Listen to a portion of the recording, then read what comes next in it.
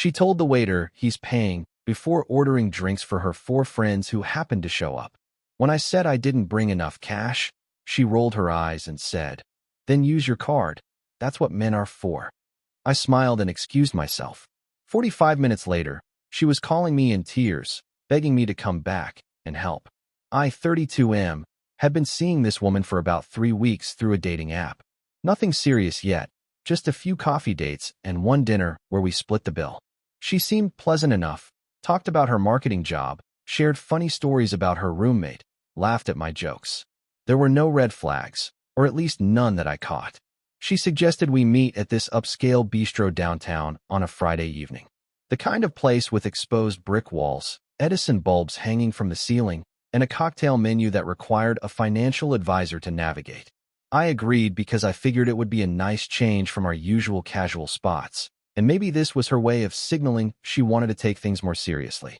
I arrived 15 minutes early, dressed in a button-down and my good jeans. The hostess seated me at a table near the window, and I ordered water while I waited. She walked in right on time, wearing a black dress that looked expensive and heels that clicked purposefully against the hardwood floor. She smiled when she saw me, leaned in for a quick hug, and slid into her seat with practiced ease. We made small talk for maybe 5 minutes. She told me about her week, complained about her boss micromanaging a presentation, asked me superficial questions about mine. I was in the middle of explaining a project deadline when I noticed her eyes kept darting toward the entrance. She was checking her phone under the table too, the glow lighting up her face every few seconds. Then the door opened, and 4 women walked in. They were loud before they even crossed the threshold, laughing and talking over each other. She lit up like someone had flipped a switch, waving them over with both hands. My stomach dropped. This wasn't a coincidence. The way she'd been watching the door, the phone checking, the forced conversation, she'd planned this.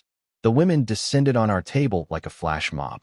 They pulled over chairs from nearby tables without asking the staff, creating this chaotic semicircle that swallowed our intimate 2-person setup. Introductions happened in a blur of names I didn't bother memorizing. They were her college friends, apparently, and they just happened to be in the neighborhood and saw her through the window. The story was paper thin, delivered with theatrical surprise that nobody was selling. The waiter appeared, looking understandably confused at our suddenly expanded party. Before I could say anything, she took charge. She told him he would be paying and then proceeded to order for her friends. Premium cocktails, the kind with hand-carved ice and garnishes that cost more than most entrees. $15 appetizers to share. She didn't ask me. She didn't even look at me. She just rattled off items while her friends nodded and added their own requests. I sat there, my water glass sweating condensation onto the table, watching this unfold like a car accident in slow motion. The waiter glanced at me with this look that said he'd seen this play out before. He probably had. I nodded slightly, not confirming anything, just acknowledging that I'd heard. He left to put in the order. Her friends were talking around me, occasionally at me, asking questions they didn't wait for answers to. One of them made a comment about how she always picked good ones, gesturing at me like I was a piece of furniture she'd chosen well. Another one laughed and said something about how it was nice to finally meet the guy who'd been taking up all her time. 3 weeks and 4 dates apparently qualified as all her time. The drinks arrived in waves. Bright-colored cocktails with sugared rims and herb sprigs sticking out at artistic angles. Appetizers covered the table. Artisanal bruschetta, truffle fries, some kind of tuna tartare situation that probably cost more than my car payment. Her friends dug in immediately, phones out to photograph everything before they ate it. She finally looked at me, smiling like everything was perfectly normal. The bill was forming in my head like a ticking time bomb. I'd brought cash expecting to cover 2 entrees and maybe dessert. $60, $70 tops. What was accumulating on our table was easily pushing $200, and they were still ordering. One friend flagged down the waiter to ask about desserts. Another wanted a second cocktail. I waited for a lull in the conversation and quietly mentioned to her that I didn't bring enough cash for this. I kept my voice level matter of fact. I wasn't trying to cause a scene. Her response came fast and sharp. She rolled her eyes so dramatically I thought they might complete a full rotation and told me to use my card then. That was what men were for, she said. Her friends laughed. Not uncomfortable laughs, but genuine amusement, like she'd delivered a punchline they'd all been waiting for. Something clicked in my head. Not anger exactly, but clarity. I'd been set up. This wasn't a misunderstanding or poor communication. This was intentional. She'd invited me to an expensive restaurant, arranged for her friends to show up, and planned to stick me with a bill that would fund a small wedding. The manipulation was so transparent, it was almost impressive. I smiled.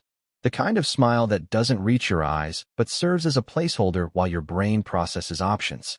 I told them I needed to use the restroom and excused myself from the table. Her friends barely noticed. She gave me a distracted nod, already back to her conversation. I walked past the bathrooms, past the bar, straight to the hostess stand. I told her I needed to leave and asked about the bill for my table. She looked confused, glanced back toward where the women were laughing and drinking. I explained simply that I was only responsible for my water, which I'd already paid for by leaving a $5 bill on the table. Everything else was ordered without my consent after I'd been ambushed. The hostess was young, maybe 22, but she sized up the situation immediately. She'd probably seen variations of this before. She told me to wait and disappeared into the back. A manager emerged, older guy with tired eyes and the demeanor of someone who'd resolved 1,000 customer disputes. I explained again. He asked if I'd ordered anything besides water. I said no. He asked if I'd agreed to pay for the other guests. I said no. He thought about it for maybe 10 seconds and told me I was free to go.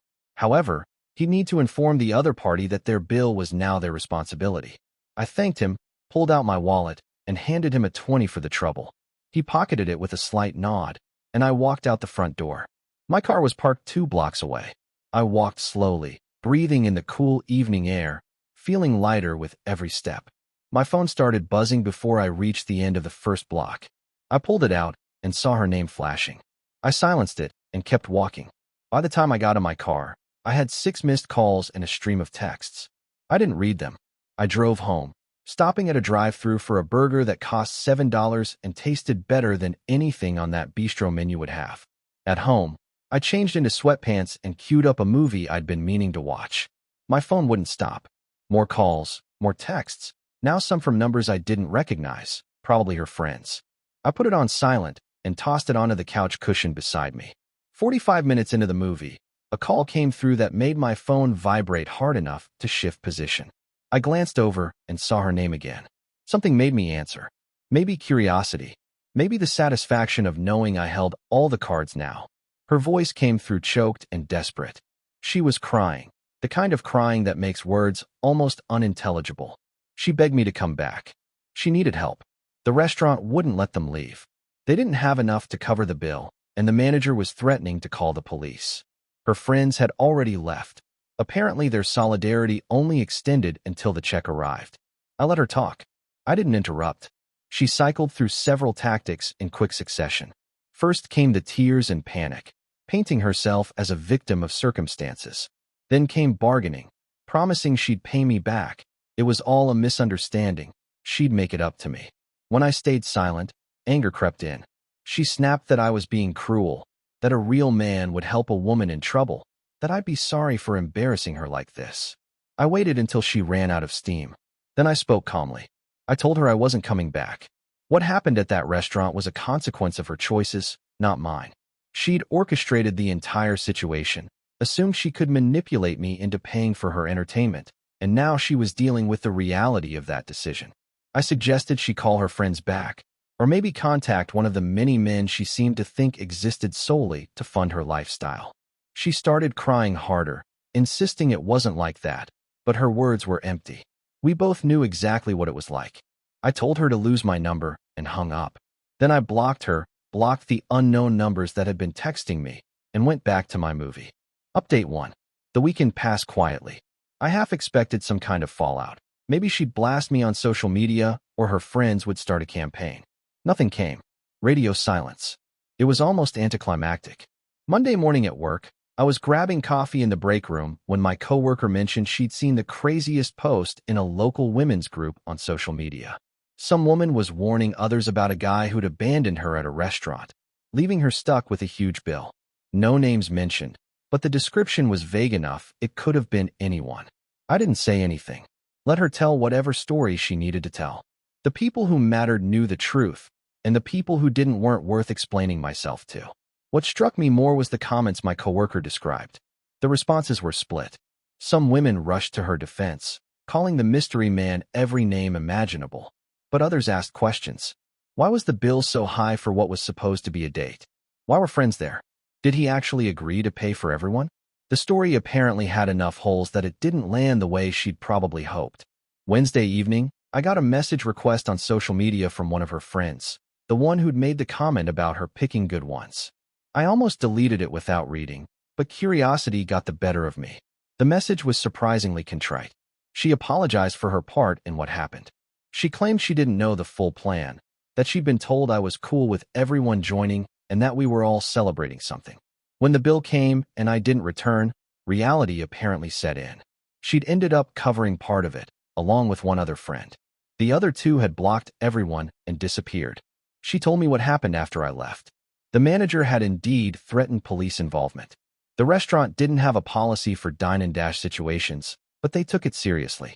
The women had scrambled, pooling whatever money they had, putting multiple cards down.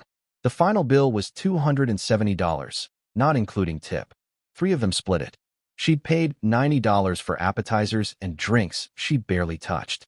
The woman I'd been seeing had apparently melted down in the restaurant, caused enough of a scene that the manager asked them to leave once payment cleared. Her friends were furious with her. The group chat had exploded with accusations and arguments. Friendships were ending over bruschetta and cocktails. I read the message twice and then responded briefly. I thanked her for the apology and told her I appreciated her honesty. I didn't absolve anyone or pretend it was fine. I just acknowledged the message and left it at that. Update 2. About a month later, I matched with someone new on the same dating app. We'd been chatting for a few days when she made a joke about horror story dates. I laughed and said I had a recent one. She asked me to share. I gave her the abbreviated version, keeping it light, focusing on the absurdity more than the anger. When I finished, there was a long pause. Then she sent a message that made my stomach drop. She knew exactly who I was talking about. She'd been friends with that woman years ago, had cut ties because of similar behavior. Different men, same patterns. Apparently, I was just the latest in a long line. She told me stories. How this woman had perfected the art of expensive first dates, always bringing friends, always positioning men as ATMs with legs. Most of them paid out of embarrassment or social pressure. A few had caught on and pushed back, but none had apparently walked out quite like I had. I'd become a cautionary tale in her circle. What bothered me wasn't the manipulation itself. I'd already processed that. It was the scale. How many guys had paid that bill? How many had swallowed their frustration and funded her lifestyle because confronting it felt harder than opening their wallets? The math was depressing. The woman I was chatting with asked if I wanted to meet for coffee. Somewhere cheap, she joked. I said yes. We met that weekend at a local cafe where coffee cost $3 and nobody's friends coincidentally showed up. We talked for 2 hours. She paid for her own coffee. I paid for mine. It was revolutionary in its normalcy. We've been seeing each other for 3 months now. It's not perfect, but it's real. She has her own career, her own money, her own life. When we go out, we take turns paying or split bills. There's no performance, no test, no hidden agenda. I think about that night sometimes.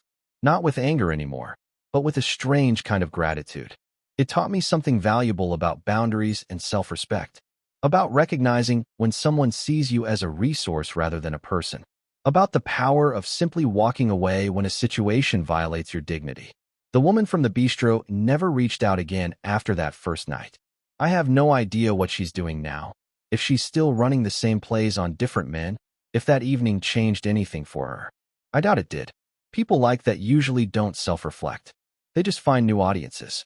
But I changed. I got clearer about what I would and wouldn't accept. I stopped treating the early stages of dating like a test I had to pass and started treating them like what they actually are. A mutual evaluation where both people get to decide if they want to continue. The $5 bill I left on the table for my water was the best money I ever spent. It bought me clarity, self-respect, and eventually, a relationship built on actual mutual respect rather than transactional expectations. Sometimes the best thing you can do is recognize when you're being played and simply refuse to participate. Thank you for watching. If you enjoyed this story, please hit that subscribe button. Don't forget to give it a thumbs up and share it with friends or family who might enjoy it too. Your support means a lot.